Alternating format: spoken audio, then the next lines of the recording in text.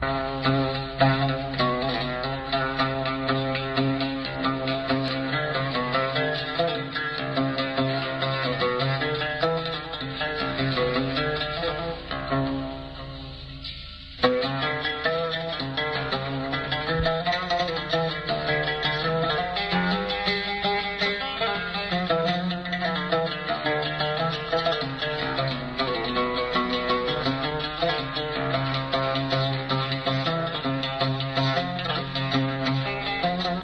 le cadre d'un projet du CNEP, un bureau français, nous sommes là pour travailler dans le cadre d'un observatoire environnement-population de l'écosystème saharien, avec des collègues et amis de l'Université de Rouen, de monographie sur la situation des terroirs agricoles par rapport aux sources d'énergie et à la combinaison de toutes les fonds d'énergie qui sont utilisés pour le moment.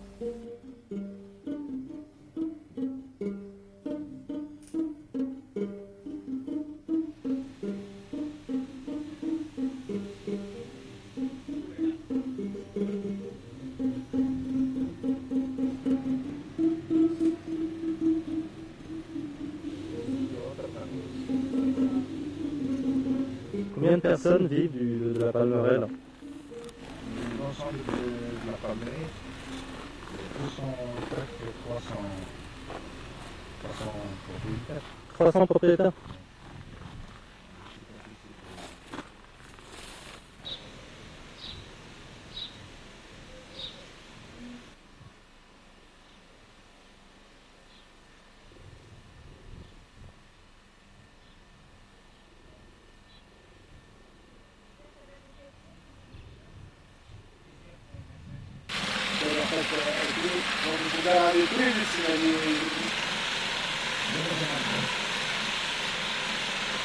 L'ensemble des familles. Après, Ça se redécoupe par enfant, par frère, d'accord.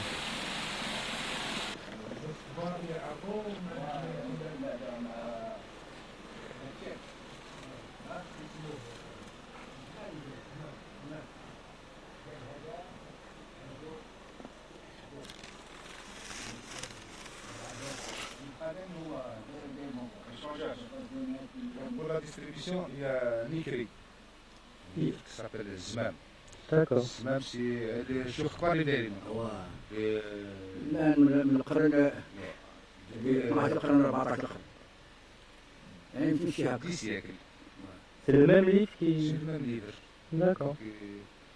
C'est celui qui passe sur la distribution. Depuis 10 siècles, les mêmes règles de répartition. Ce qui n'a pas changé, c'est ce rapport d'extériorité dans lequel on se trouve installé imperturbablement dès lors que les autochtones veuillent nous expliquer comment fonctionne leur système hydraulique. Très souvent, les versions qui nous sont données relèvent d'une vulgate pour le moins romancée. Non,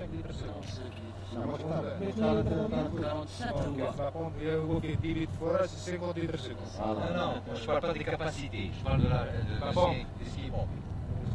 Avant, c'est 35 litres secondes. Maintenant 25. Maintenant, c'est 25. Pourquoi 25? C'est parce que c'est la banque qui est un peu fatiguée. C'est du La forme de T10 et de T8. Tiens, on va voir.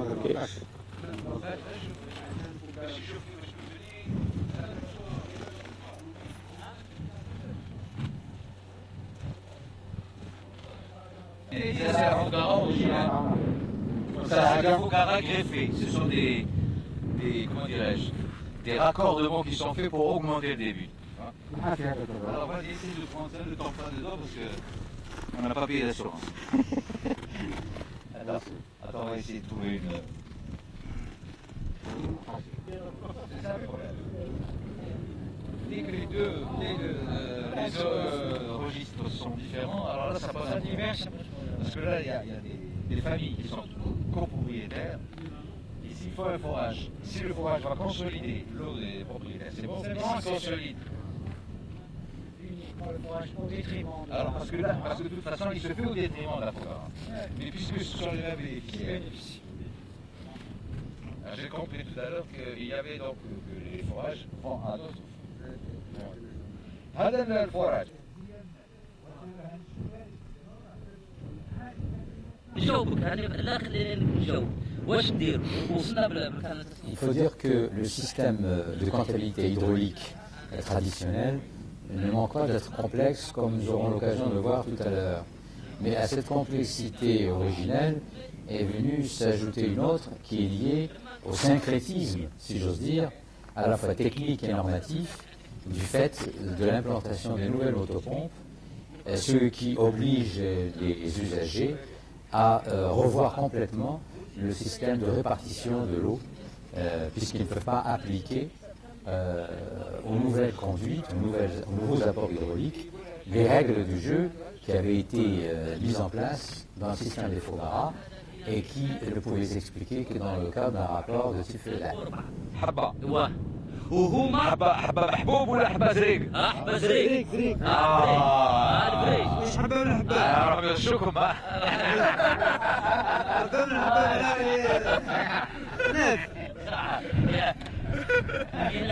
اكتب الغولي انا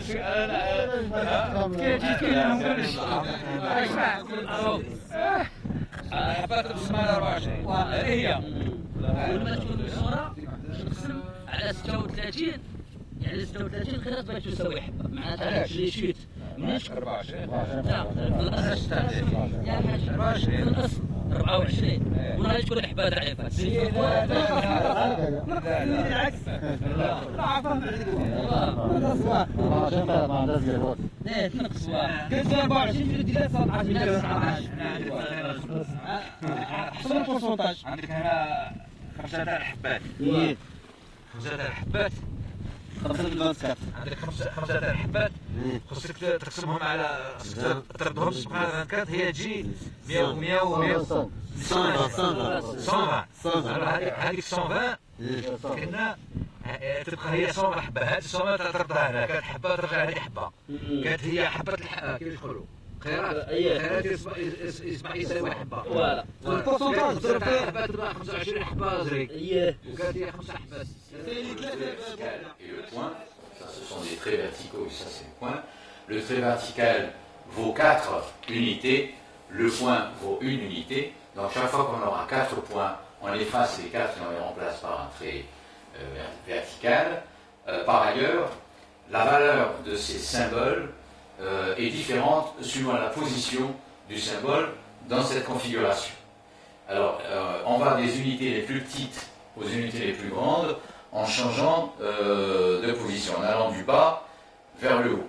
Autrement dit, nous avons ici à faire un système bi-duodécimal. Lorsqu'on a 24 unités en bas, elles correspondent à 1 unité en haut. Et 24 unités en haut correspondent à 1 unité encore plus haut. C'est un répartiteur c'est un terminal par rapport à la Fogara, c'est-à-dire l'ouvrage qui est souterrain, mais c'est en même temps le début, il est en amont du réseau d'irrigation des Palmeraies. Alors ces différents morceaux, ces différentes pierres qui sont là, ce sont des balises, en même temps des délimitations des parts détenues par les copropriétaires, les familles qui ont été les fondatrices de la Fogara il y a plusieurs siècles. Alors vous verrez que les écartements sont différents. Il y a des petits écartements, il y a des moyens écartements, il y a des grands écartements. Par exemple ici, nous avons un grand écartement. Et là il est moins grand, là il est encore plus petit, etc. Donc ces mesures correspondent à un débit. Et ces débits sont mesurés par le moyen d'une plaquette en métal jaune, en cuivre, qu'on appelle Hallafa, ou bien Kiel, Asfar. Alors c'est grâce à cette plaquette qu'on détermine les débits pour chaque groupe de cohéritiers, et nous avons donc forcément des débits différents. Bon, maintenant ça ne veut pas dire que la personne qui détient cette quantité d'eau, c'est la même personne.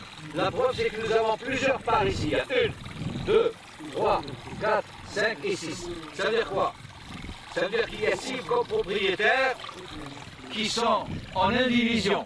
C'est-à-dire qu'ils ont mis ensemble leur débit parce que le canal va traverser plusieurs jardins.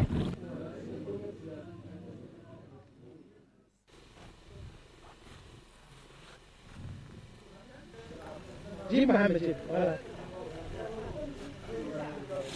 Qu'est-ce qu'il y a comme légumes?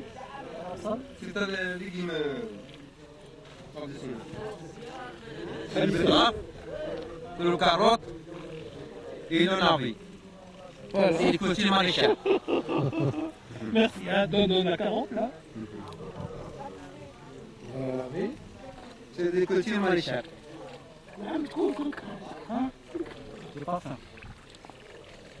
Nous assistons à une simulation d'évaluation du débit de cette canalisation. En général, ce sont des évaluations qui sont faites pour... on l'appelle Hallafa ou Shafa, suivant les régions. Elle est constituée donc de trous modulaires, d'ouvertures de diamètre variable. Vous avez ici des petites ouvertures, des toutes petites ouvertures. Vous avez des ouvertures ici qui sont de grandeur identique. Il y en a 24 dans ce deuxième plan. Et ces 24 ouvertures correspondent à une haba. Et on les appelle le qirat. Le qirat, c'est la plus petite unité comptable. C'est exactement comme le franc, hein, le franc étant l'unité de base. Alors là, ce sont des sous-multiples de qirat, et là, ce sont des multiples de qirat, et ce sont des multiples dans les grandeurs correspondent à des débits, et tous ces débits, évidemment, sont proportionnés. Autrement dit, les rapports entre les petites ouvertures, les ouvertures moyennes et les grandes ouvertures sont des rapports proportionnels. Et cette règle de proportionnalité, on la trouve dans toutes les plaquettes de ce type, puisqu'il y en a plusieurs. Chaque oasis a pratiquement la sienne, ou du moins chaque groupe d'oasis a la sienne, on peut se prêter. Ce qui compte, c'est que cette proportionnalité soit constante. Peu importe si le module est plus gros ou plus petit, la grandeur relative de ces ouvertures dépend des débits réels. Il y a des Fogaras qui sont plus puissantes que d'autres, donc on ajuste l'instrument au débit réel, mais à partir de là, nous retrouvons les mêmes règles de proportionnalité. Cela a été vérifié.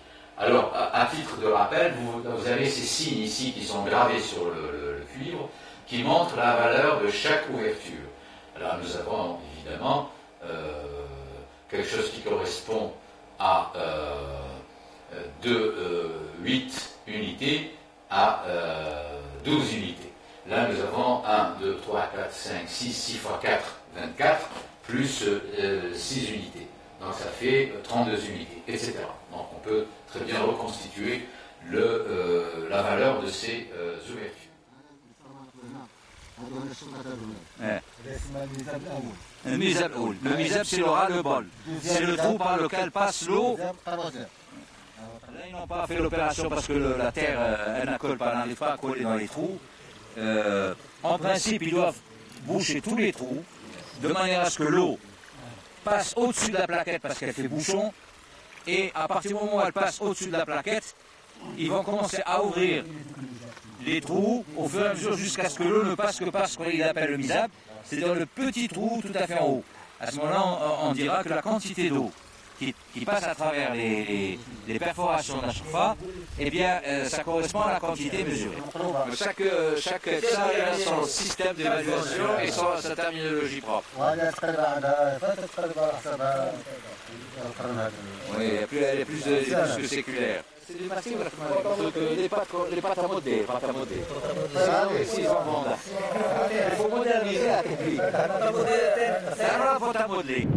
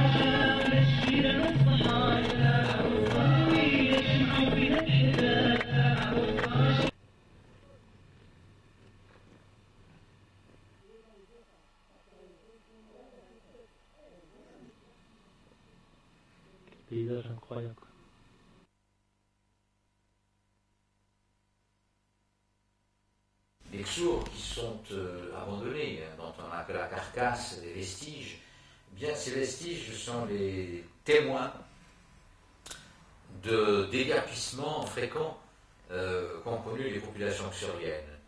Les Xours, c'est-à-dire à la fois les villages, le cadre bâti et les paniers, sont des établissements humains qui ont connu des translations successives d'amont en aval, depuis les régions un peu élevées vers la Sepra. La Sepra étant la partie la plus basse, la côte zéro.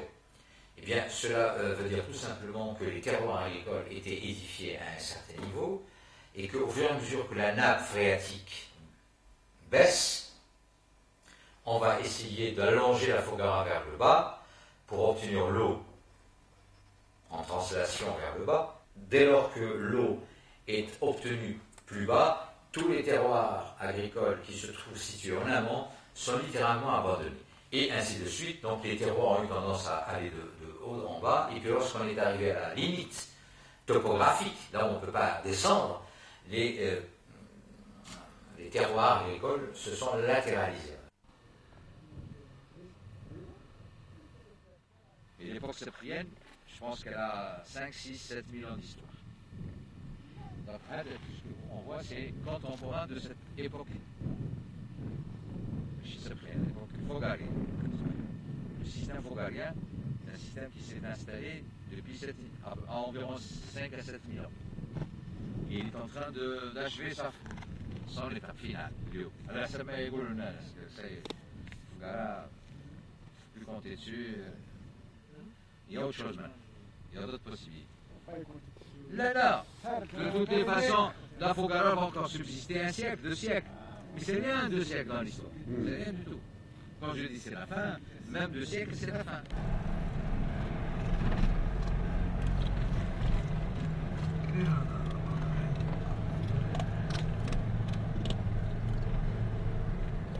C'est une des rares palmeraies qu'on peut comme ça traverser En voiture. sur une distance aussi grande.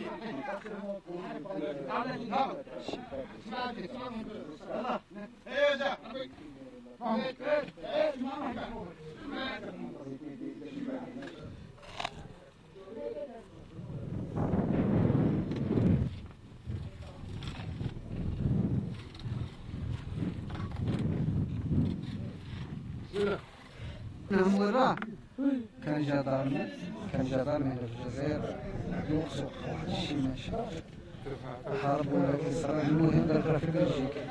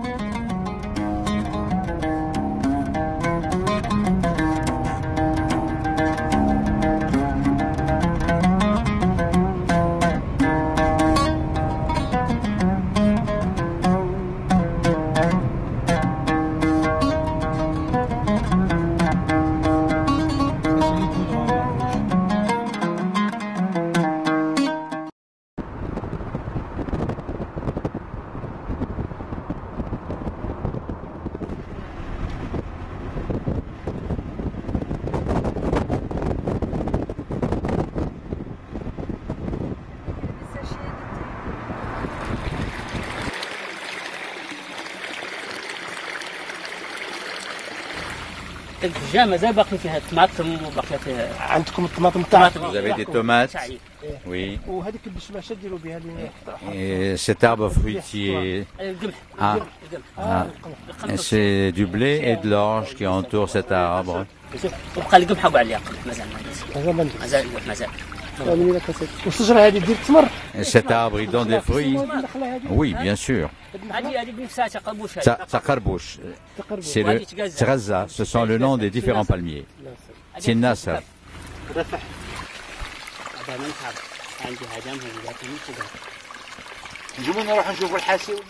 On peut voir le puits.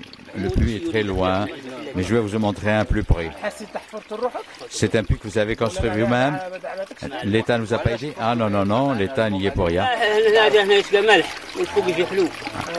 Alors par contre, l'eau que nous avons ici, c'est l'eau un peu salée, mais l'eau qui vient de puits très loin est moins salée. Elle est donc plus propice, à la fois pour l'irrigation et pour l'alimentation.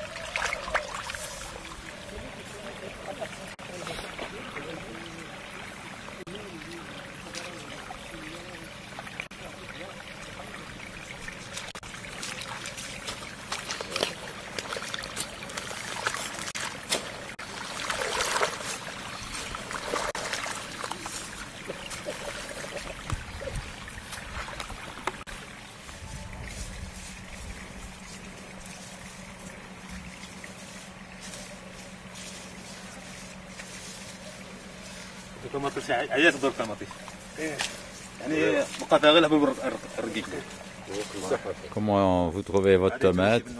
C'est une tomate qui est très douce. Elle est petite, de calibre.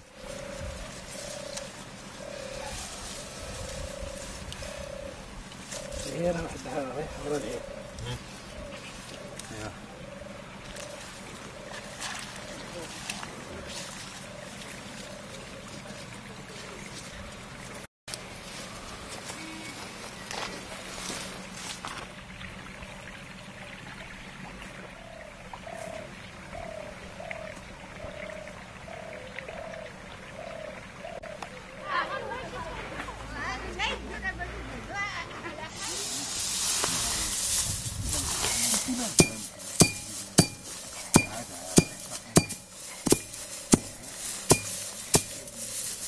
Ces femmes battent les lentilles.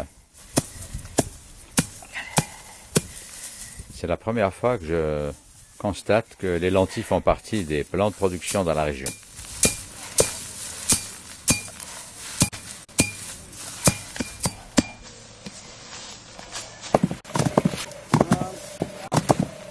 Je pense que ce sont des femmes d'origine esclave qui font ce travail qui doit être rémunéré, évidemment. Donc ce sont des prestataires qui font ça pour le compte du propriétaire de l'exploitation.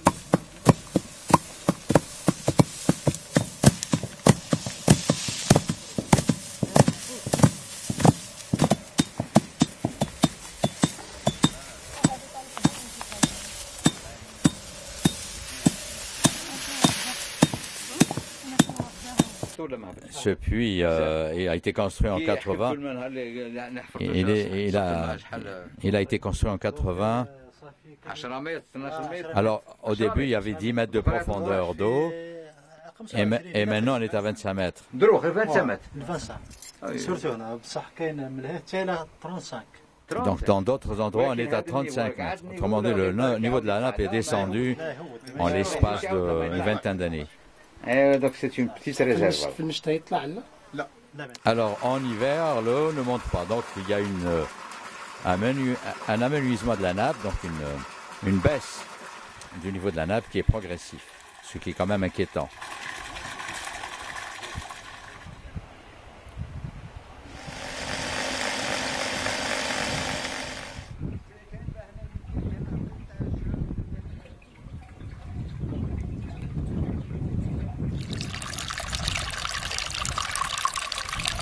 Alors nous constatons ici des puits qui ont été forés avec une motopompe, ce qui est tout de même une méthode tout à fait inédite par rapport au système des Foggara, mais on greffe l'eau en aval sur le réseau des Foggara. Donc les Foggara ne sont utilisés ici que dans la partie distributive.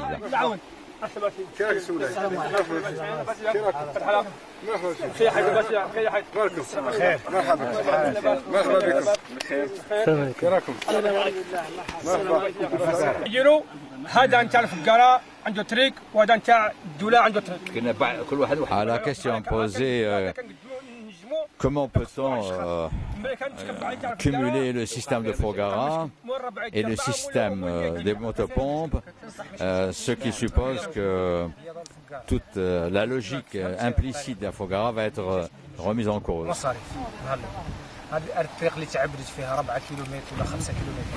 هاد الانسان اللي عبدوها باموال ومرة تاع قرون انت واش اليوم جيت توضع فيها الطريق هاد الطريق اللي لقيتها مخدومه تحط فيها نتاعك شويه تلقاه باطل ليه ما تقدرش هنا علاش العداله كيف هضروك هو اللي كان الفرجه. Le système de la Foggara suppose que les fondateurs initiaux ont contribué un peu comme dans les sociétés par action, chacun à concurrence d'une certaine quantité de travail. En fait, cette quantité se comptait en termes d'esclaves mis à la disposition de l'ouvrage. Et cette règle de proportionnalité, c'est elle qui est appliquée pour évaluer la part d'eau de chaque fratrie. Alors cela se reflète sur le réseau d'irrigation. Alors évidemment, il raconte une chose qui est connue, mais il ne répond pas à la question des motopompes qui sont créées par l'État et qui en quelque sorte dispensent de cette force de travail traditionnelle. À partir du moment où l'État fonde un puits qui apporte de l'eau à toute la communauté locale, donc cette règle de proportionnalité n'a pas de raison d'exister.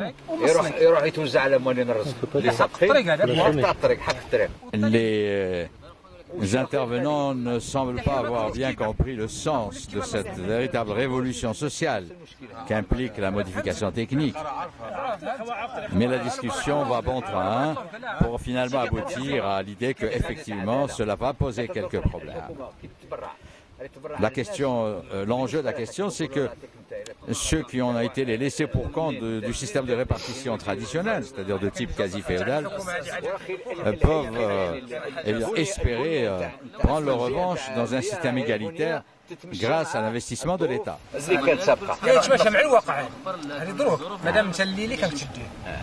Alors certains manifestent un certain évitement. Enfin, ils en semblent avoir compris la question, mais ils essaient de répondre à côté. Et puis au fur et à mesure du débat, on finit par admettre qu'effectivement ça pose quelques problèmes et qu'il faudrait les prendre en charge. ولكن عندي حجم غير صغير خاطر ما صبتش الامكانيه باش نديك بزاف ولكن هل الحكومه تزيد الماء تزيد لي ليا وتزيد لكم خصها تزيد نفس كاين حاجه لا كاين خاطر الحق هذاك تعطي لك راه مخلص لا كاين حاجه كيفاش مازال كيف نخلص انت تشوف اليوم خلص انا خرجت 10 الحبات كي دخلت الشريك معكم ولكن 5 مشاو كما نقولوا الملاكين سابقين و5 يبقاو لي يعني انا راني خلصت حقي راه مخلص هسه قال جاي من الحكام هالقصري كلها وعينه كاينه شيفات تعبر لنا وانت دوكا ما عندكش حتى شي بغيت تدخل باش تدخل بغيت تشري راك شريت على فلان ولا فلان 5 حبات ولا 10 حبات يدير لك عينك هنا تاع 10 حبات ولا عنده 100 حبه ولا عنده 50 حبه ولا عنده 3 حبات اذا عطات شي الحكومه كبتونا على هذا الشيء ذاك الشيء اللي دا راك تدي حقك هو 100 اصلا ثلاثه نقول لك لا 100 تدي 100 ولا عندك وقيه تدي وقيه العيون راهم لما راه جاي وكل واحد يدي حقه على حسابه اذا عجبت تعطي الحكومه شي ثاني كما قال بغات دير فراج خاص ما يكبش في هذا. Alors, il rappelle le système de répartition que nous avons décrit, mais il me dit néanmoins, si l'État doit intervenir pour apporter une quantité d'eau en amont par le moyen d'un forage moderne, eh bien, il faudrait que le système de distribution soit tout à fait séparé et tout à fait autonome et fasse l'objet d'une distribution parallèle pour ne pas se mélanger à l'autre système. انت دائما ذاك العدد نتاعك ويجيك الى فيه الخلاص حتى ولو كان مجانا ولا مجانا تدي ذاك القانون تدي ذاك القانون وشوف اسمع ومن المفروض ندير مثال وحده. Donc il préconise que les deux systèmes qui sont techniquement différents en ce qui concerne les modalités d'approvisionnement en eau, dans la mesure où ces modèles techniques différents pose des problèmes juridiques, puisqu'il remettrait en cause éventuellement le statut corrompu des ayants droit, fasse l'objet d'une disposition de répartition égalitaire éventuellement différente. Ils émettent quand même une réserve dans le sens où ceux qui ont des petites parcelles doivent avoir beaucoup moins d'eau que ceux qui ont des grandes parcelles. Ce qui pose le problème du précédent. C'est-à-dire les ayants droit fortunés, parce qu'ils avaient une quantité d'eau supérieure à d'autres, ont pu cultiver une surface plus grande. Donc ça pose un problème du précédent. Évidemment, la discussion semble assez nouvelle pour cette question qui est actuellement, disons, à l'ordre du jour. قالك بغاو الجماعه يديروا يشريو السيما ويديروا السيما في السواقي باش الماء ما يديرش باش يقوى الماء. alors وقع واحد الصراع بين الناس اللي عندهم. Il s'agit d'une histoire qui est racontée ici dans les années 70. Un village xorien de Zavid Kunta, la communauté de ce village voulait cimenter le réseau de distribution pour limiter les effets d'évaporation de l'eau. Notamment, l'évaporation et puis surtout l'infiltration d'une partie de l'eau. Or, ce système du ciment était un élément technique nouveau qui a nécessité que tous les ayants droit puissent mettre la main à la poche pour concourir à l'opération, à l'achat du ciment et puis aussi aux prestations qui devaient être réalisées. Or, ceux qui étaient proches, ceux qui se trouvaient en amont de la réserve de distribution, du bassin de distribution, ne voyaient pas la nécessité de cotiser dans la mesure où le risque d'évaporation, d'évapotranspiration était minime du fait qu'ils étaient trouvés proches de la source. Tandis que les autres, ceux qui étaient en aval, évidemment, avaient tout intérêt à participer à cette opération. Un dilemme donc s'en est ressenti et on a laissé tomber.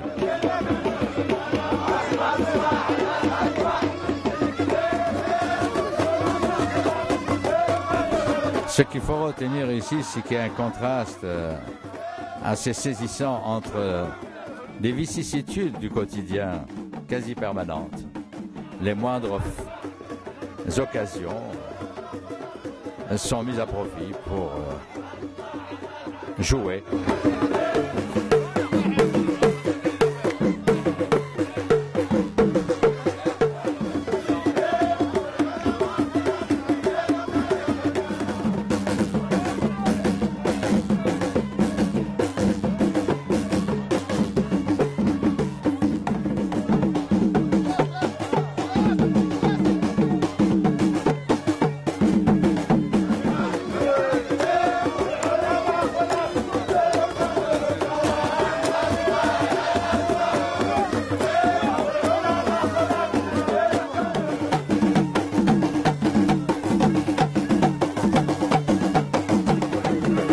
Cette fête qui se passe à la place, la grande place d'Adrar, près de l'hôtel du Toit, nous sommes descendus, elle a été organisée à l'occasion d'une foire annuelle qui se passe dans la ville d'Adrar.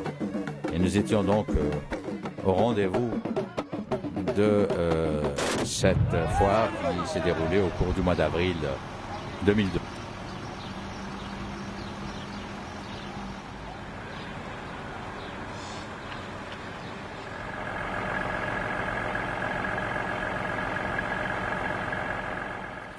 Bahamed Ahmed.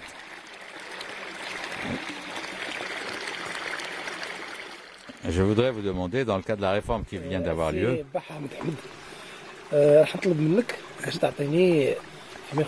quels sont les types de production que vous avez réalisés et est-ce que, d'autre part, est-ce que vous avez un forage muni d'une traction motrice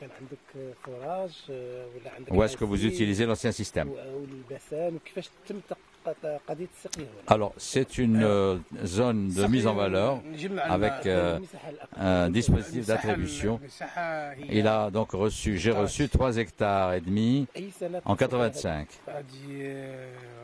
Donc, ce sont des exploitations ex nihilo qui viennent en marge des oasis existantes.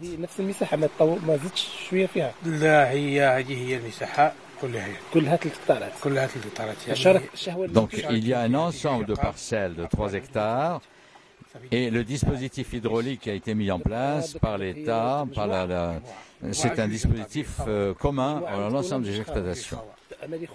Évidemment, c'est un appoint, mais pas suffisant. Cette ligne. Il ramène l'eau.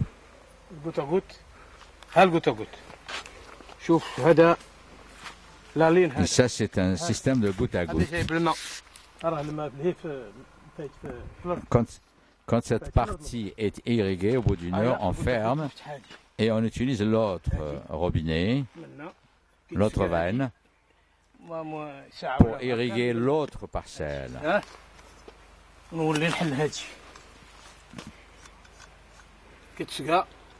Voilà. Et on continue. Donc il s'agissait d'une irrigation au goutte à goutte, qui est une irrigation par tour, comme on dit, mais évidemment moderne, et qui, parce qu'elle est au goutte à goutte, elle entend économiser l'eau.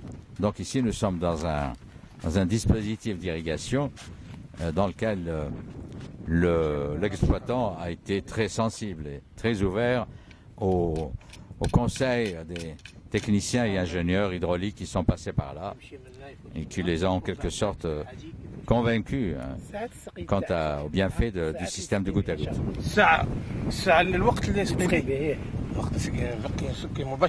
Voilà, c'est un système horaire. Voilà.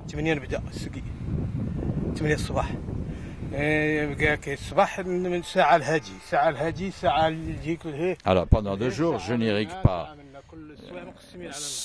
Je laisse les plantes se reposer pendant 2 jours.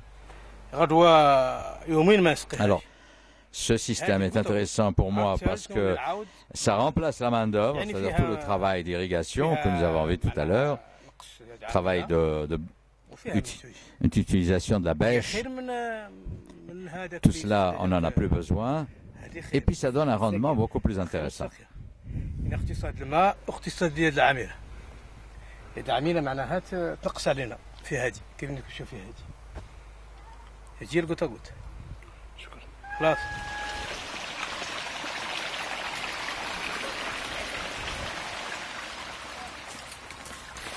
Voilà, j'ai un seul forage.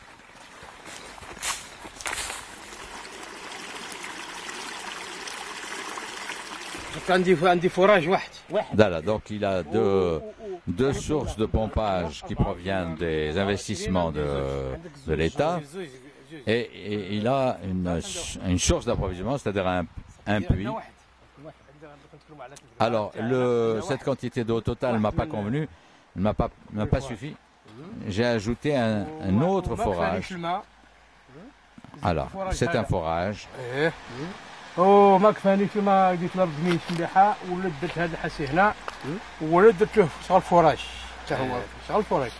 Voilà, donc tous les puits dont je dispose ont un sondeur. Une sonde. ويخدم كالفراج درت لها الصوندا حاسي يخدم كالفراج درت لها الصوندا كاع التقربيه الحسيه اللي عندك درت لهم كاع الصوندا وكاع الصوندا.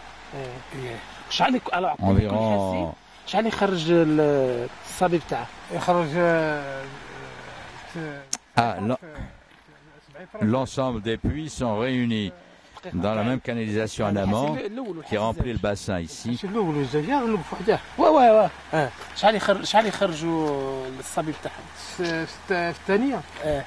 Donc il évalue la quantité d'eau tantôt en litres secondes. Il a donné un nombre, mais il n'en est pas très sûr, 7 litres secondes. Mais il dit que les puits peuvent, on peut mettre la motopompe pendant 2 heures.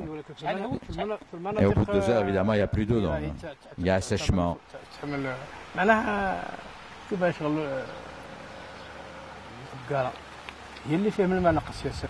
Moi, j'ai eu la chance, le niveau d'eau n'est pas descendu dans mon puits. الحاسي عندي اسم من اللي بديتهم ما هودلكش ما هودش هي الماء دوك الماء دوك الجماعه كاينين اللي يحفروا ما يحفروا عمقوا جديد. Donc moi j'ai creusé un puits très profond pour ne pas être soumis aux aléas des fluctuations du niveau. Alors évidemment tout cela mérite d'être vérifié sur le plan géologique. Il y a 30 mètres ici, construite à la main. Ensuite, avec la sonde, j'ai approfondi de 7 mètres, ce qui fait 37 mètres. Alors, les 7 mètres, grâce à la sonde, c'est un forage, enfin, c'est un forage qui aspire l'eau.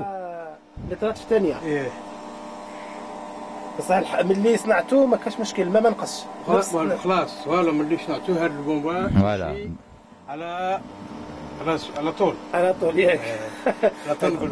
Alors, on parle un petit peu à la manière des Égyptiens. Nous avons été modernisés dans notre façon de parler. qu'on rencontre beaucoup de gens d'ailleurs, et alors on finit par parler un peu comme tout le monde.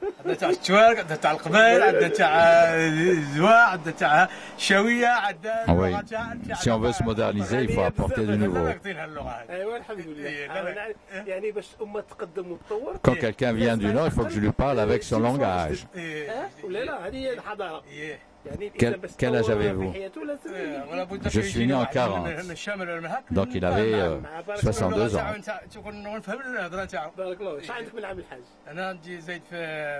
Alors les ouvriers sont des ouvriers que je ramène avec mon véhicule.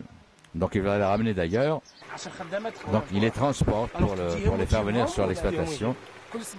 Donc on est ici dans un régime quasi salarial. Je prévois un casse-croûte pour eux.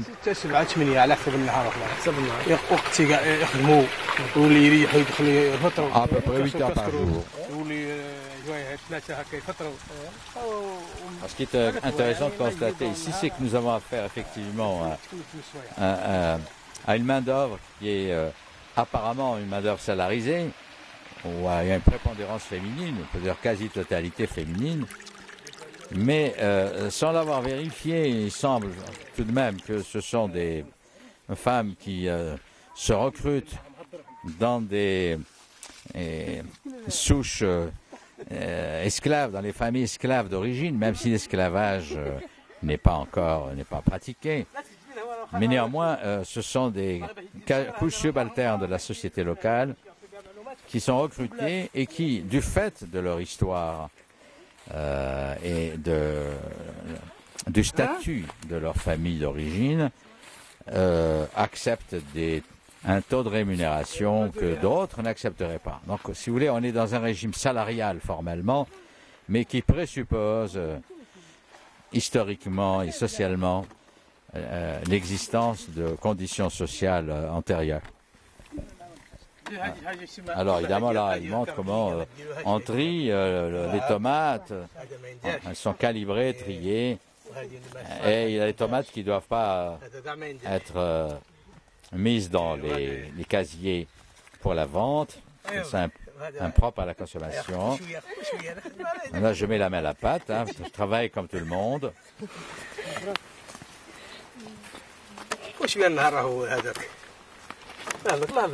شوف اللي ما تسوق ما تديرهاش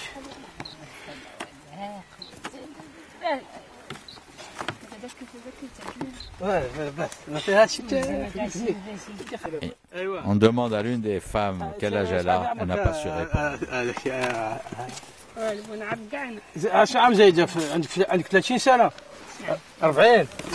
On pratique un élevage d'appoint pour l'autoconsommation.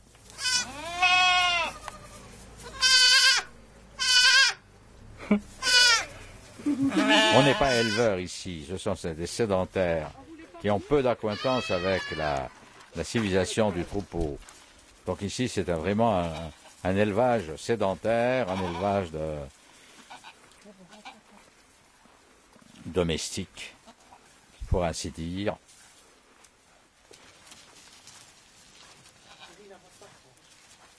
Et qui présente un caractère nouveau. Ce type d'activité n'était pas très visible il y a une vingtaine d'années dans la région.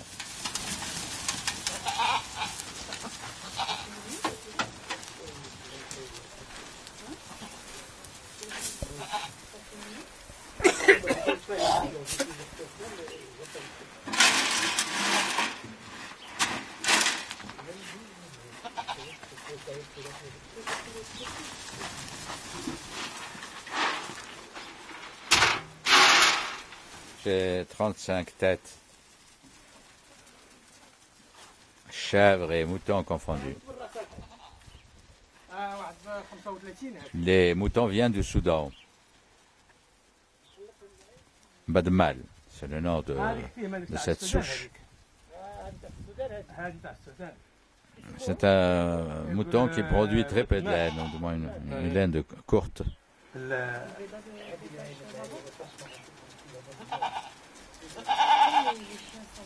Voilà.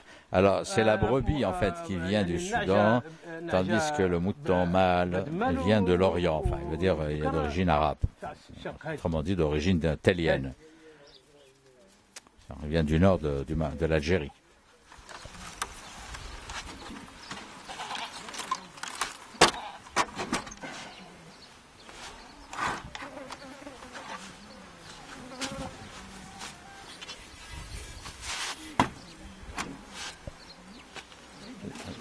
L'ensemble de la coopérative fait 120 hectares. Il y a 24 familles qui vivent de ces 120 hectares, évidemment qui sont découpées en parcelles modulaires, dont celle dont je dispose. Chacun a environ 3 hectares. 24 دونك هذه المزرعه تاع عثمان بن عفان فيها 24 مسؤول هنا وكل واحد عنده تقريبا 3 هكتارات. كل واحد عنده 3 هكتارات كيف شكرا بارك الله فيك. سي امبورطون يعني 3 هكتارات هذيك هي. يلا. Alors cette coopérative ne se justifie que sur le plan hydrotechnique, puisque l'État a constitué un réseau d'irrigation pour l'ensemble, mais qui reste évidemment très insuffisant, puisque chacun a par ailleurs foré son propre puits, lui en a foré 2.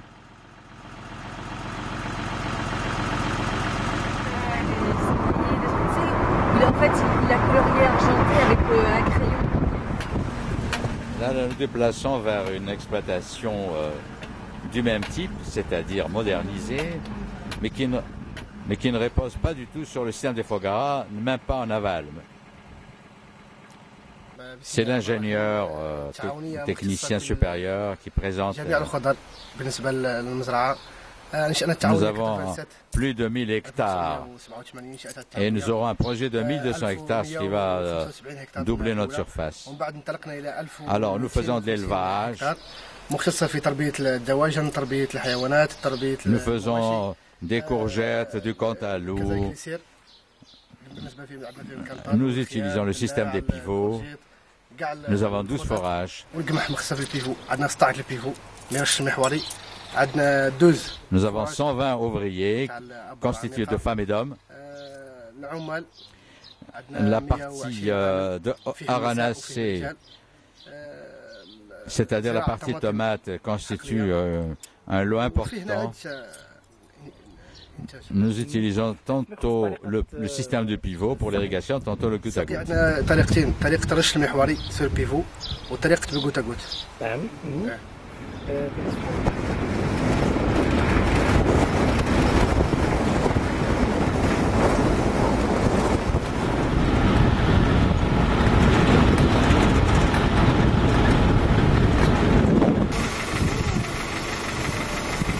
Alors, inutile de dire que nous sommes ici dans un paysage agronomique moins exotique que ce que nous avons vu jusqu'à présent.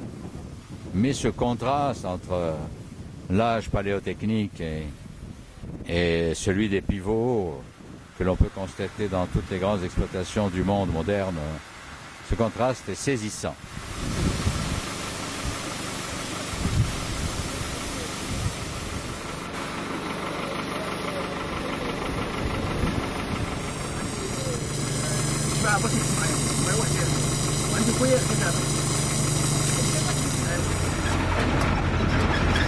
Là aussi, donc, nous avons affaire à un personnel salarié travaillant suivant des heures régulières. Nous sommes ici, là aussi, dans le salariat formel, dans le rapport formel du travail au capital, même si le terme de travail formel, du travail au capital, prend des aspects tout à fait originaux. Que le capitalisme ici intervient directement dans l'exploitation d'une main-d'œuvre qui reste socialement très particulière,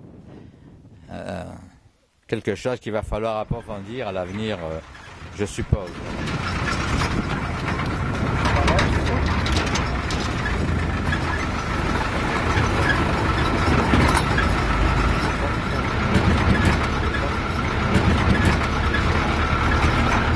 Alors ce sont des serres qui sont revues et corrigées. Comme vous voyez, elles sont un petit peu... certaines sont aménagées pour essayer d'éviter l'effet de serre véritablement. Juste ce qu'il faut pour obtenir un rendement maximum. Et là, nous nous trouvons dans des...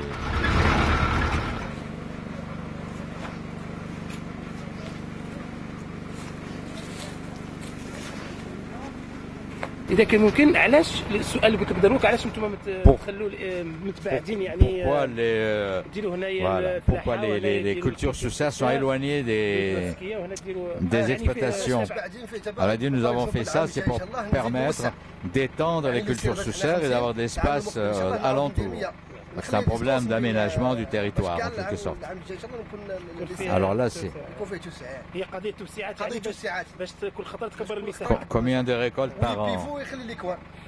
Alors on fait une seule récolte par an sous serre, ce qui est quand même assez curieux. Comme il fait très chaud en été, on n'utilise la culture sous serre que pendant la période hivernale ou bien le début du printemps. Alors nous cultivons des concombres, des poivrons.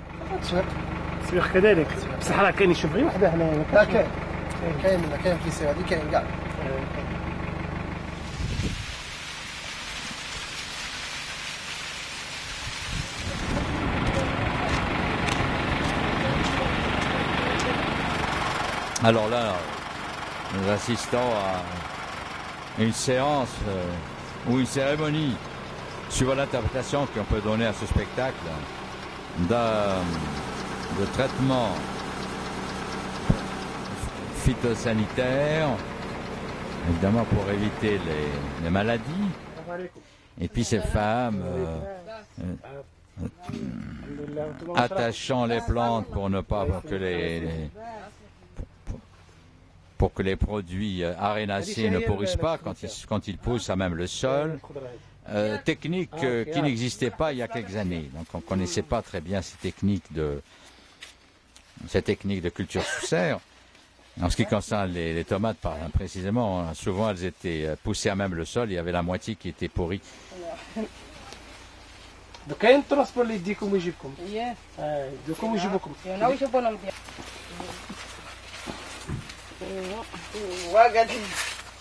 Elle est nouvelle, je viens d'être recruté, j'ai à peine un mois.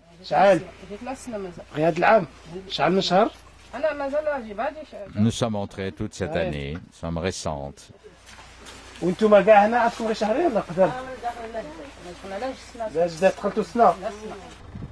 Quand ce forage a-t-il été construit?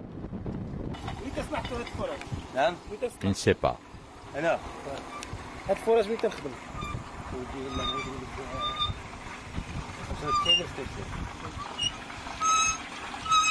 50 litres à la seconde. ما شحال يخرج هاد الفراج؟ غادي يقول 50 لتر في الثانيه وكذا 50 لتر في الثانيه. ودروك اش راك دير؟ راني نقلب الماء نحن على وندير هذا بالله على الماء تقلعها منا وديرها منا على هاد البيفو هذا؟ ايه هذا تاع غنم تاع الغنم وهذا قمح هذا قمح من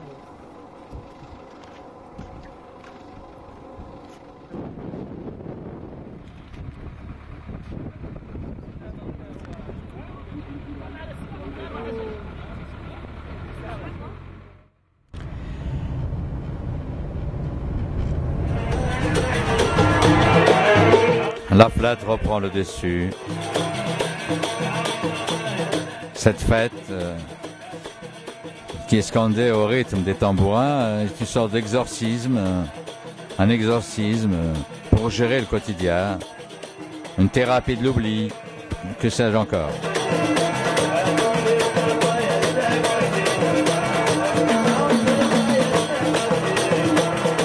La modernité, ou du moins la modernisation, n'a pas seulement affecté le milieu du travail agricole, comme on le voit, elle intervient ici par mimétisme dans l'ordre de l'orchestration.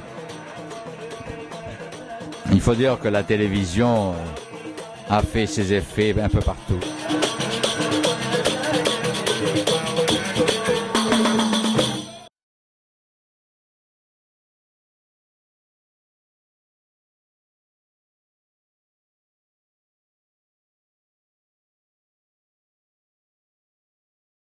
problème du Sud, c'est un problème qu'il faut prendre avec plusieurs ethnologues, anthropologues, historiens, géographes, donc il y a place pour tout le monde. C'est un terrain qui est d'emblée interdisciplinaire. Donc, quand on travaille sur le Sud, on n'a même pas besoin d'évoquer la pluridisciplinarité, elle s'impose d'elle-même. Ce n'est pas une coquetterie d'école. Mais le Sud, c'est aussi, en dehors de toutes les fonctions qu'il a exercées, de tropisme pour les mystiques, pour les politiques dans l'histoire ancienne, évidemment, pour les artistes, lieu de renoncement pour les uns, lieu d'émerveillement pour les autres, toutes ces formes de fascination concernant des personnages divers, nous n'en parlerons pas. Il y a peut-être aussi certainement un attrait subjectif, et il faudrait que j'exorcise ça un jour, ça viendra. Mais pour l'instant, j'ai travaillé sur le Sud, dans une perspective d'histoire sociale, et le Sud a été pour moi un laboratoire naturel intéressant pour un pays, l'Algérie, où l'archive n'est pas disponible.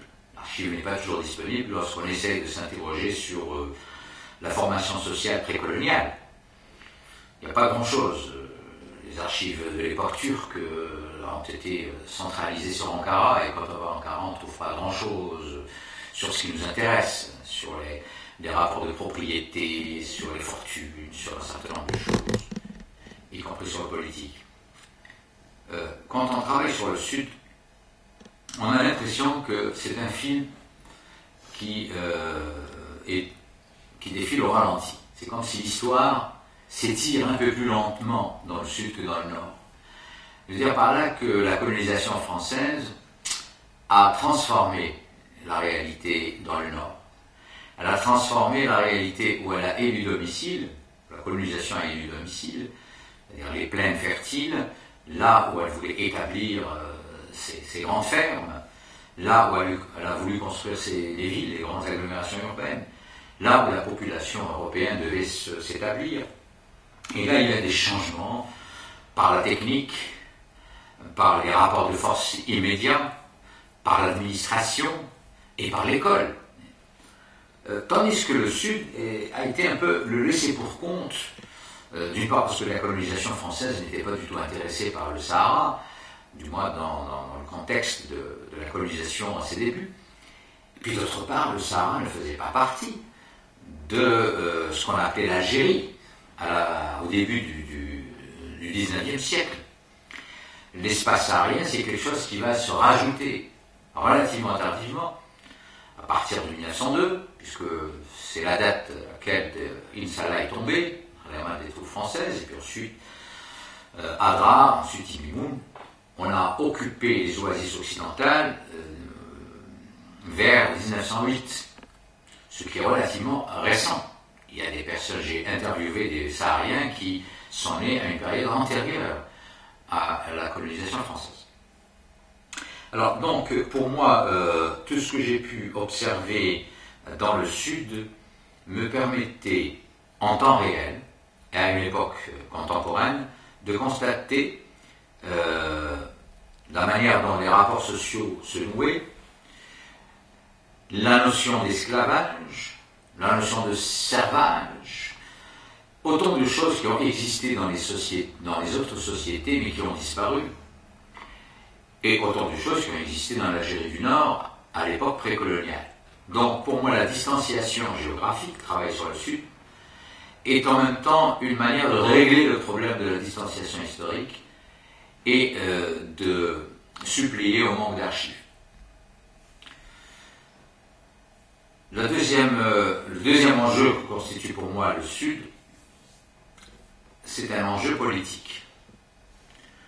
Les officiels algériens ont expérimenté un certain nombre de choses, notamment dans le domaine de l'agronomie, à une époque où la tomate poussait très mal et où elle coûtait très cher dans les marchés du Nord.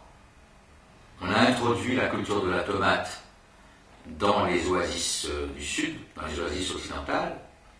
Ça a donné de relativement bons résultats et on a surtout réalisé cette opération à moindre coût pour l'Office national de l'époque qui s'appelait le FLA, l'Office des fruits et légumes. Autrement dit, la tomate était achetée par cet organisme aux producteurs à vil prix et revendue sur les marchés à un prix spéculatif, y compris à Francfort et à Marseille, puisque l'usine de conditionnement partait de Regan et l'avion partait de Regan vers Francfort, vers Marseille. Et je constatais au début des années 70 que les rapports de force qui permettaient de réaliser ces opérations n'auraient pas pu se réaliser de la même manière dans le nord, dans la région de la Mitidja. Tout simplement parce que dans la Mitidja, la paysannerie a été confrontée au contexte colonial. Il y a parmi les paysans de la Mitidja des gens qui ont été même des gens syndiqués. Beaucoup ont milité dans les rangs de la CGT. Ils ont un niveau de conscience de leurs conditions et de leur historicité qui est tout à fait différent. Ce qui n'est pas la même chose dans le Sud, où on a l'impression que cette histoire de servilité, cette servilité se répète à l'infini. Or, le commis de l'État, de l'Algérie moderne, exploite cet état de fait. Je ne dis pas qu'il le fait sournoisement, ni consciemment, mais il empêche que, et c'est un des principes d'ailleurs que Marx nous enseigne à travers la théorie de la valeur, parce que la valeur est d'abord un rapport social, avant d'être un rapport économique, c'est que cette situation de suggestion structurelle va servir à établir le prix d'exploitation de la force de travail dans le Sud. Cette expérience qui a eu lieu au début des années 70 va se redéployer avec la révolution agraire, qui a donné très peu de résultats dans le Sud, qui n'en a pas donné plus malheureusement dans le Nord, puisque ça a été tout simplement une catastrophe en ce qui concerne la réalisation.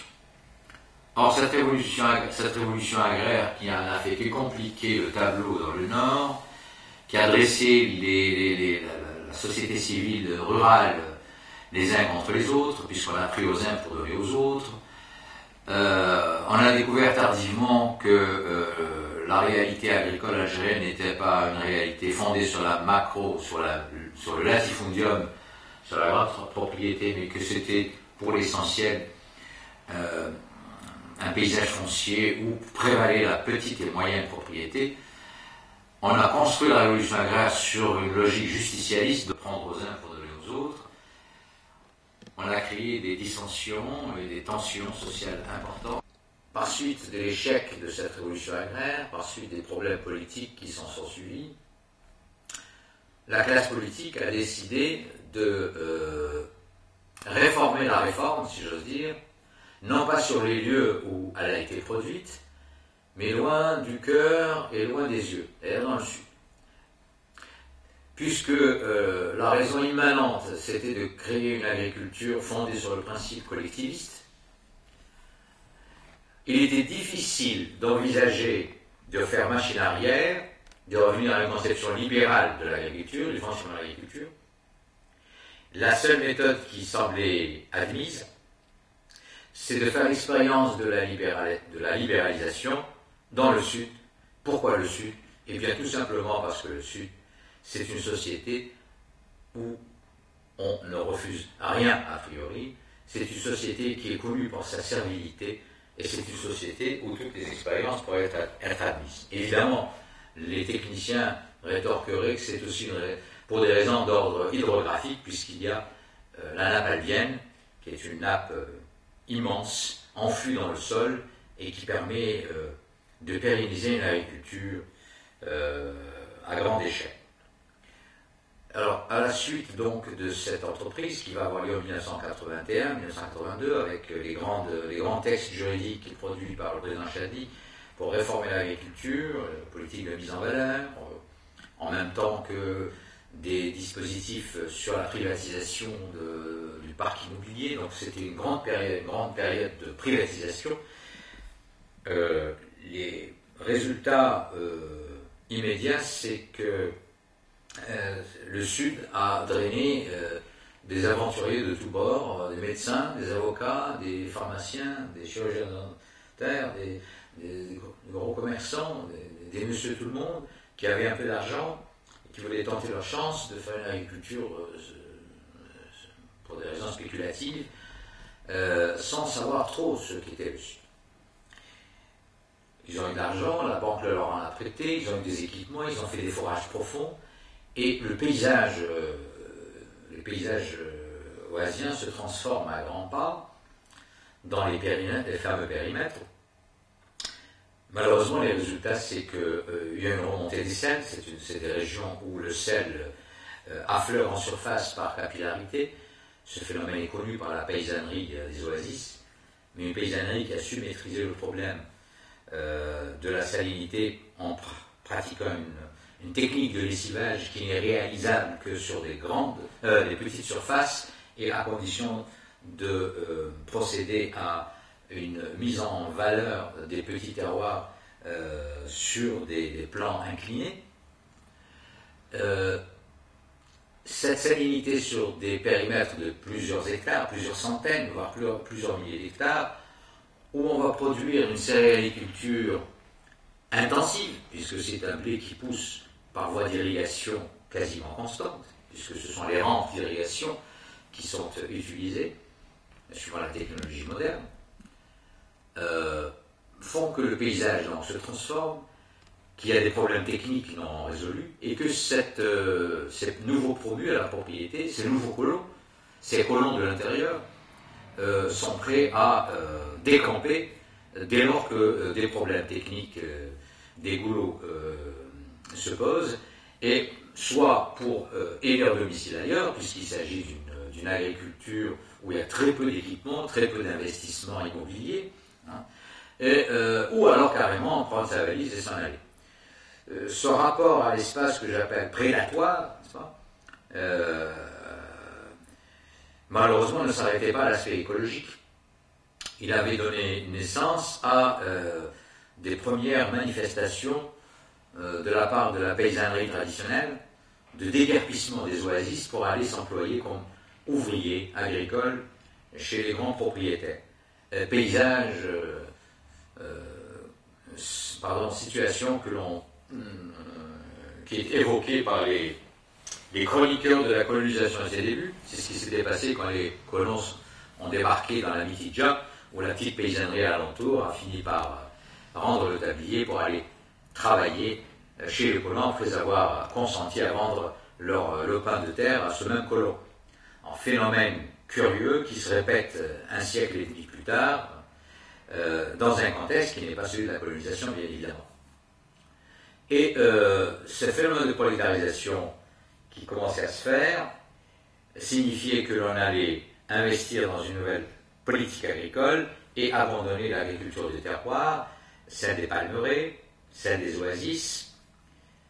Personnellement, je ne vois pas d'inconvénient à ce qu'il y ait une prolétarisation, si c'est ça le destin de l'humanité, si c'est l'évolution des temps, sauf que je n'étais pas certain que cette prolétarisation était irréversible. Autrement dit, le personnage de Zola n'était pas une évidence. J'avais surtout peur qu'il y ait une réversibilité et que ce promu à la prolétarisation ne puisse plus continuer son œuvre et ne puisse plus non plus retourner à la terre, parce que l'ayant abandonné pendant quelques années, il était difficile de revivifier une oasis, et c'est un phénomène fort connu par les géographes. Un colloque a été organisé à la demande du wali de région. J'ai été sollicité pour organiser cette rencontre, qui a eu lieu en 1986, avec beaucoup de difficultés. Difficultés parce qu'un certain nombre de responsables politiques n'en voulaient pas. Et nous l'avons tenue, cette rencontre, avec des experts internationaux. C'était le début de la photographie satellitaire. On pouvait avoir des renseignements beaucoup plus fiables que la cartographie classique. Et je dois dire que l'approche qui a été la nôtre est une approche critique, fondée sur la prudence, et qui consistait à dire qu'en gros, si la révolution agraire s'est cassée la figure dans le Nord, c'est-à-dire le Nord qui est une terre propice à l'agriculture céréalière, c'est au Nord qu'il faut régler le problème, et non pas au Sud. Il ne faut pas que le Sud servent à nourrir les populations du Nord, le Sud est justiciable d'aide et d'assistance. Il ne faudrait pas qu'il se transforme en nourricier d'une région qui a des conditions écologiques, agronomiques et pédologiques favorables. Et si cette réforme de la réforme ne peut pas se réaliser dans le Nord, ce n'est pas pour des raisons agronomiques, c'est pour des raisons sociales, voire politiques. Donc il ne fallait pas que les gens du Sud servent de cobayes à des enjeux qui sont des enjeux nordistes, en quelque sorte. Alors, cette problématique a été mal reçue par l'élite locale, mais aussi par les comités d'État, qui avaient une conception du développement qui était à la fois une conception qu'on appelle positiviste, voire jacobine, c'est-à-dire réaliser le progrès technique là où cela est possible, parce que les rampes d'irrigation, c'est très techniquement moderne. Mais en même temps, ils estimaient que cette paysannerie d'Oasis est une paysannerie trop retardataire, trop décadente, et qu'il fallait balayer tout ça au nom du progrès.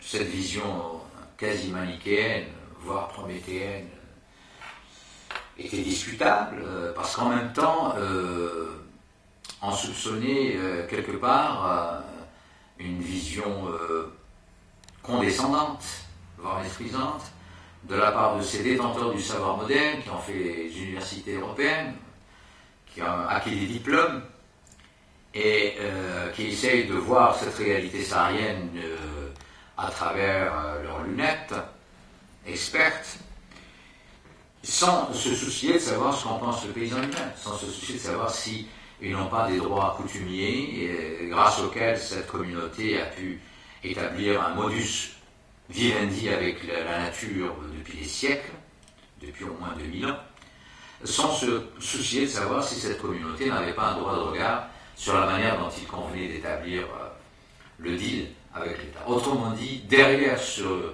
regard technique ou technicien se profilait un rapport qu'entretenait l'État avec ses administrés. Se posait le problème du rapport entre la raison communautaire et la raison d'État. Jacobinisme peut-être, mais jacobinisme dans son aspect le plus formel, le plus primaire, le plus abrupt, parce que même le jacobinisme a connu des formes de négociation, notamment avec l'espace communal. On sait très bien que la commune, c'est une chose importante dans l'histoire de France. Alors c'est tout ça réuni qui nous avait amené à poser les problèmes de manière critique, de manière mesurée, ce qui nous a valu des inimitiés et des adversités de la part des élites locales qui étaient partie prenante de cet investissement, parce qu'il y a toujours des retombées financières, pour les petits entrepreneurs par exemple qui devaient s'occuper de la prospection des puits, etc. Et puis de la part des fonctionnaires de l'État, ingénieurs, responsables, etc., pour qui nous représentions des empêcheurs d'aller réaliser le progrès. On s'est quitté sur ce malentendu en 86 et 10 ans après, en 96, un autre colloque a eu lieu. Nous avons essayé de voir ce qui a été réalisé depuis et il se trouve que il y a eu de l'eau qui a été mise dans le vin des deux parties. De notre côté, nous avons constaté qu'il y a eu malgré tout des progrès qui ont été réalisés et qu'un certain nombre de correctifs ont été faits dans le domaine de l'agriculture moderne. Les choses ont pu être réalisées dont on peut dire que elles sont porteuses de progrès, et il ne faut pas refuser de le dire. Mais par ailleurs, les pronostics que nous avions entrevus en 86 se sont confirmés pour le reste. Et de l'autre côté, beaucoup de personnes ont reconnu que cette politique avant-gardiste d'une agriculture moderne qui fasse tabula rasa de la société traditionnelle était une gageure et que beaucoup en sont revenus. Autrement dit, en 96, on a, contrairement aux années 86, constaté une plus grande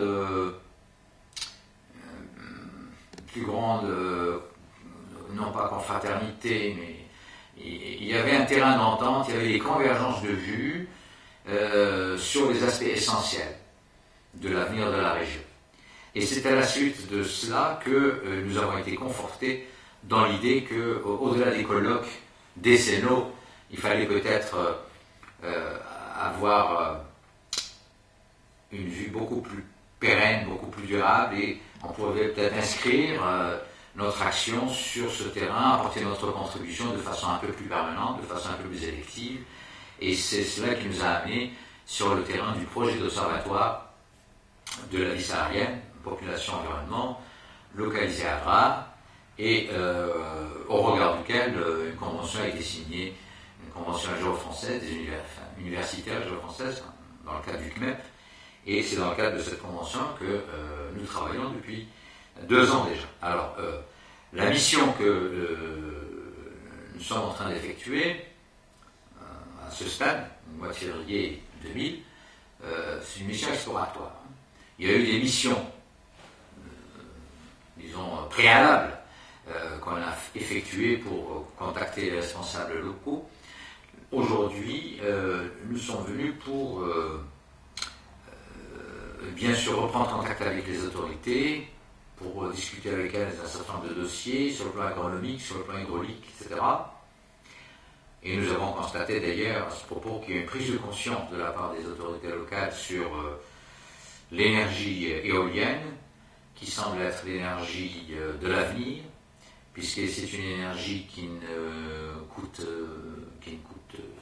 rien, évidemment, non compte non de l'investissement lui-même, de la mise en place d'équipements. En supposant que l'équipement soit pris en charge par l'État, il n'y a pas de redevance à payer pour l'énergie éolienne, contrairement à l'énergie solaire et à l'énergie électrique, d'autres formes d'énergie. Pour des populations qui sont déjà encore gagnées par la logique d'autoconsommation, qui ont très peu de liquidités, cette énergie éolienne, si elle devait se généraliser, pourrait être une révolution à grande échelle, insoupçonnée d'ailleurs. Là-dessus, je crois que les autorités locales et ceux qui sont responsables directement de ce programme en sont conscients, et je pense qu'ils sont conscients dans le bon sens du terme. Alors, nous avons de ce pas essayé de voir au niveau du terrain, dans les différentes communes, dans la région d'Adrar, mais aussi dans la région de Timimoun, voir quels sont les différents cas d'espèces, et il y a une diversification du paysage par rapport aux périodes que nous avons connues, puisque nous avons affaire dans certains endroits à des oasis classiques qui sont encore irriguées par des fogaras.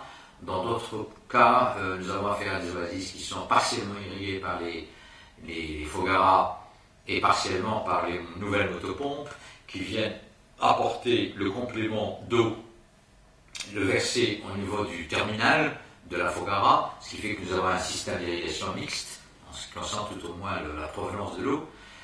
Mixité qui n'est pas seulement mixité d'un point de vue technique, mais qui a des répercussions, y compris sur le plan juridique, puisque les règles du jeu de la répartition, suivant qu'il s'agisse du système fogarien ou qu'il s'agisse d'un apport de la part de l'État, vont obliger les populations usagères à revoir un peu leur copie en termes de quotité et en termes de comptabilité hydraulique.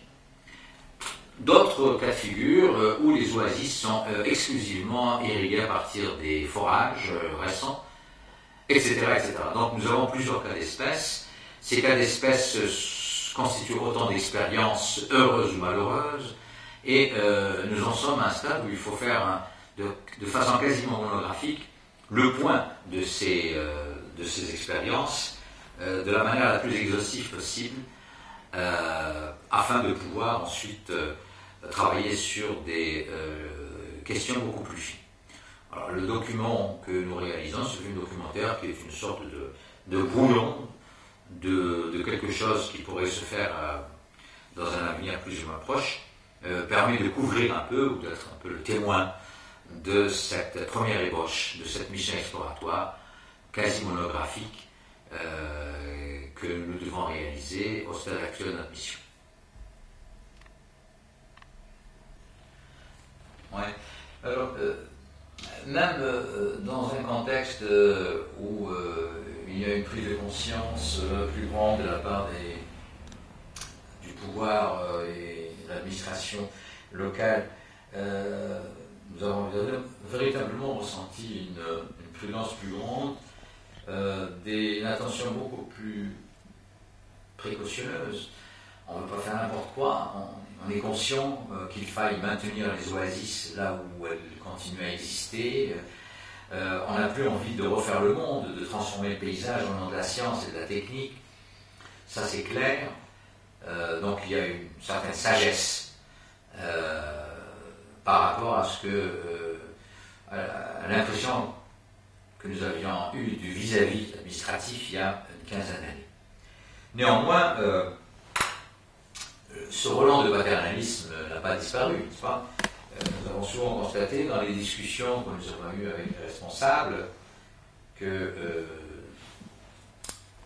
l'État apporte, l'État donne, l'État distribue. Il y a ce côté un peu prébendier, n'est-ce pas? C'est comme du temps des califes, hein, ce mythe du calife Harun Rachid qui se pesait chaque année à l'occasion de la fin de l'année, et puis distribuer l'équivalent de son poids en or monnayé aux pauvres. Donc cette vision un peu charitable, c'est quelque chose qui est récurrent dans le discours des fonctionnaires quand ils parlent des donations, des attributions, etc. Alors c'est ainsi que, par exemple, on a attribué de l'eau potable, des adductions d'eau, sauf qu'on a voulu faire payer les redevances à des Souriens qui estimaient que cette eau venait de leur propre réserve de Fogara, ce qui pose un problème juridique. Effectivement, les forages ont été faits sur une nappe phréatique qui alimentait la Fogara appartenant à ce village, et les fonctionnaires de l'hydraulique, ne connaissant pas les réalités coutumières et écologiques, il s'agit d'un droit écologique en réalité, on fait un forage proche de la Fogara pour l'adduction d'eau potable, ce qui a posé un problème assez sérieux qui a été quelque peu bâclé, si j'ose dire, au niveau des tribunaux. Bon, tout ça pour dire que non seulement il y a du paternalisme, mais il y a derrière ce paternalisme, parce que l'un procède de l'autre, une méconnaissance de la réalité sociale, culturelle et normative de cette région. Souvent les fonctionnaires nous disent, au nom de la prudence, nous on ne veut pas entrer dans leur système interne. Nous on leur apporte de l'eau, on leur apporte du capital ou une énergie, et notamment un supplément d'hydraulique par les moyens modernes. Cela aboutit en amont de la distribution sur les jardins, sur les tenures. S'il y a des règles du jeu en matière de répartition qui tiennent compte des hiérarchies sociales internes propres à cette société, qu'elles soient féodales ou pas, nous n'entrons pas dans leur système social. C'est à eux de se débrouiller, et si elle doit se réformer, cette société, elle se réformera de l'intérieur. Nous n'avons pas à intervenir extérieurement. Ce qui est une mesure de sagesse, et je suis absolument d'accord sur ce principe. Malheureusement, ce principe étant émis, on ne l'applique pas toujours par méconnaissance. Lorsque, par exemple, on fait des forages qui sont proches des réserves hydrauliques, des réserves de nappes qui alimentent une Fogara. Le système fogarien, c'est un système qui ressemble, si vous voulez, au système de la géopolitique moderne. C'est le système des eaux territoriales. Chaque pays a une distance marine et une distance d'ailleurs atmosphérique qui lui est attenante, ce qu'on appelle l'espace de souveraineté nationale. Et bien ici c'est exactement pareil, il y a des espaces de souveraineté fogarienne. Chaque Fogara a des dépendances qui sont définies suivant des arpentages connus et qui sont variables suivant la nature des roches. Si on a affaire à des roches friables, ou si on a affaire à des roches moins friables, eh bien les espaces sont plus grands, plus ramassés, parce qu'on estime que l'évaporation et le filtrage de l'eau ne fonctionnent pas de la même manière. Et ces règles sont connues, Il y a même des règles coutumières de résolution des conflits quand il y a des bifurcations qui sont faites sur le Foggara et qui risquent d'amenuiser le niveau de l'autre. Il y a des expertises qui utilisent un liquide goudronneux, un liquide de contraste noir, et si ce liquide passe d'une Foggara à l'autre, on estime qu'il y a eu dommage, et à ce moment-là, on invite la partie défaillante de défendrer, enfin de combler la partie de l'ouvrage qui a été faite. Donc tout cela existe depuis des siècles, consigné dans les manuscrits. Les fonctionnaires n'ont pas toujours le temps de connaître cette réalité. Ils font des bavures qui montrent qu'on ne respecte pas véritablement les droits réels, les régimes de droits réels qui sont des droits communautaires, hein, des droits qui s'inscrivent dans une logique de collectivité territoriale. Voilà. Alors en ce qui concerne les Ksours qui sont abandonnés, dont on appelle la carcasse, les vestiges, eh bien ces vestiges sont les témoins de déguerpissements fréquents qu'ont connus les populations ksouriennes. Les Ksours, c'est-à-dire à la fois les villages, le cadre bâti et les palmiers, sont des établissements humains qui ont connu des translations successives d'amont en aval, hein, depuis les régions un peu élevées vers la Sepra. La Sepra étant la partie la plus basse, la côte zéro. Eh bien, cela veut dire tout simplement que les terroirs agricoles étaient édifiés à un certain niveau et qu'au fur et à mesure que la nappe phréatique baisse, on va essayer d'allonger la Foggara vers le bas pour obtenir l'eau en translation vers le bas. L'eau étant obtenue par le bas, et comme on utilise l'eau que suivant le moyen de la gravitation naturelle, c'est-à-dire il n'y a pas d'utilisation motrice, de l'énergie motrice, pour faire passer l'eau de bas en haut, sauf quelques techniques qu'on appelle les techniques du balancier, qui sont des techniques rudimentaires que l'on retrouve ailleurs, eh bien, le fait que l'eau fonctionne suivant le principe de gravitation naturelle, ce principe de pente, eh bien, dès lors que l'eau est obtenue plus bas, tous les terroirs agricoles qui se trouvent situés en amont sont littéralement abandonnés. Et ainsi de suite, donc les terroirs ont eu tendance à aller de haut en bas, et puis lorsqu'on est arrivé à la limite topographique, là où on ne peut pas descendre, les terroirs agricoles se sont latéralisés, un phénomène de latéralisation, et on va essayer de faire passer les canaux de manière latérale, et en utilisant la loi de pente de la façon la plus parcimonieuse, avec des angles de pente ou des degrés de pente qui sont absolument un modèle de concision et de science pour des sociétés qui n'ont pas l'usage du théodolite ni des instruments de mesure adéquats.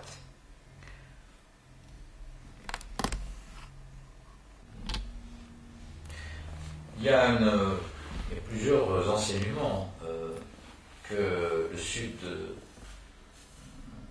peut nous apporter, et le Sud est profitable pour tout un chacun, et chacun en aura pour son porte-monnaie, comme on dit, l'ethnologue, le politologue, etc. Et encore une fois, c'est un terrain qui nous enjoint de fonctionner dans la transdisciplinarité. Au-delà de ces questions agronomiques, techniques, etc., je crois qu'il y a aussi un enseignement à la fois politique au sens large du terme et anthropologie politique, si vous voulez, qui est un problème du sens. Pendant longtemps, l'historiographie contemporaine a considéré le fait colonial comme porteur d'une rationalité. C'est la mise en face à face abrupte, violente, d'une technique moderne, la technique d'arpentage, du périmètre bien ordonnancé, disposant d'un capital bancaire, de crédit bancaire,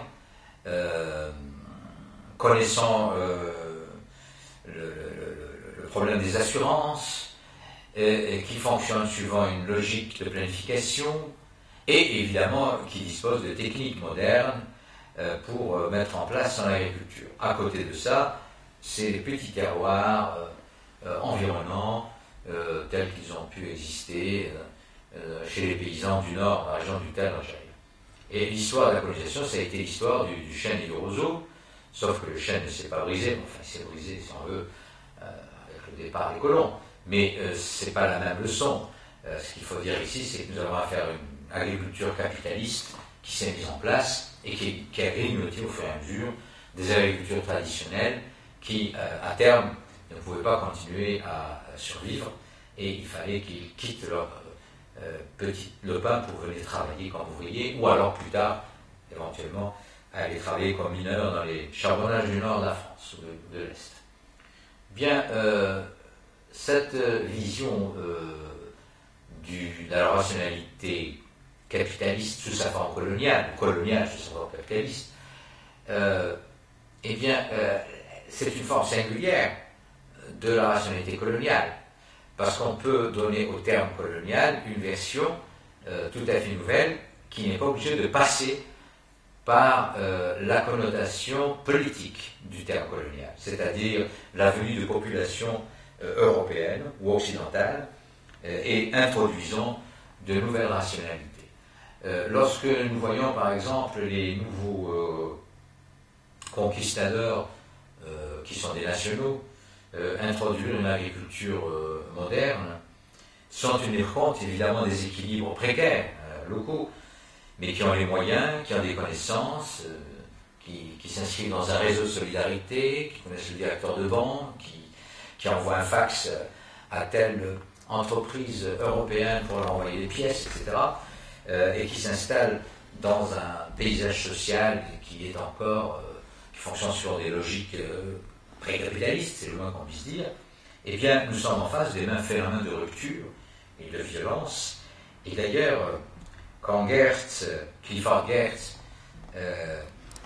définissait à partir de son travail sur Java le concept d'involution, le concept d'involution, c'est-à-dire cette vocation d'un système social à reproduire les formes antérieures, mais dans un contexte qui est évidemment tout à fait différent. Ce concept d'involution qui est important par rapport au concept de révolution. Il a été exprimé de la façon la plus simple par un paysan que nous avons pris en autostop voilà une dizaine d'années.